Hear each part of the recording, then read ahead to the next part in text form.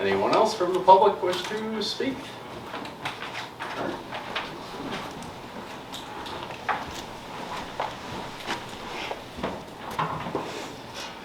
In hopes of clarifying calmly and respectfully some plain language about some of the things that have been brought up and concerned about cameras here, I did a little more research and I just want to share with everybody.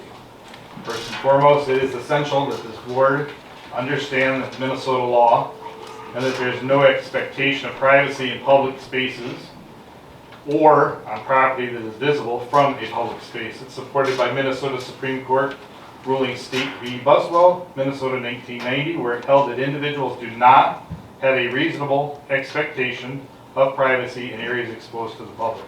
The court noted that one knowingly exposes to the public, even in their own home or office, and is not subject to Fourth Amendment protection.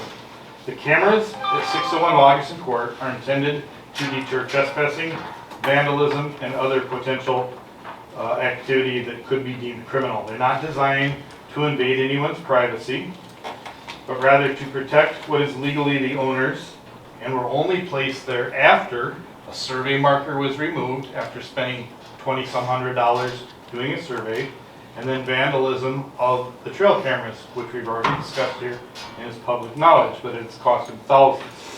Does anybody have a Ring doorbell camera? Many of us do. They capture footage not only of our front door or our porch or our driveway, but incidentally or accidentally they cover footage of the street and sometimes even a neighbor's driveway, doorway, etc. Similarly, when we walk into places like Walmart, Kmart, or Quick Trip, we're all aware that the cameras are monitoring us for security purposes. Yet we don't demand to know precisely what those cameras are capturing, even those that are outside and in their parking lot. We accept as part of the modern world that we live in, or a world where security and safety are paramount. The idea that these cameras are somehow different or more invasive is simply not grounded in reality. Just as you trust that Walmart or a neighbor with a doorbell camera is not using their cameras for nefarious purposes, I would ask you to extend the same trust to anyone who has cameras in this town to protect their property. It's important to note that Minnesota law does not prohibit the use of cameras on private property, provided they are not used to invade the privacy of others in a manner that would be deemed unreasonable. Key term here is unreasonable, and that's a pretty broad term. The courts have consistently held that individuals do not have a reasonable expectation of privacy in areas visible from a public place, such as across the street in an open lot.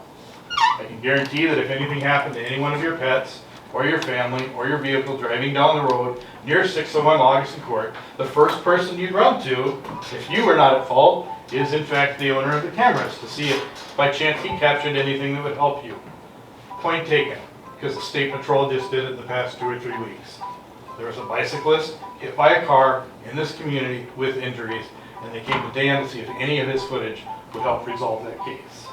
So, citizens, local media, they all alluded to the expense of some of the foolishness that goes on. I just say, look, it's time to put the camera thing to bed. I know now that you're going about it about a trailer and a tower on the trailer, if that's what you're trying to call it, but the camera issue needs to be dead. If you changed it, made a resolution today, put it in your ordinances, you can't have them, it's grandfathered in anyway. Thank you for your time.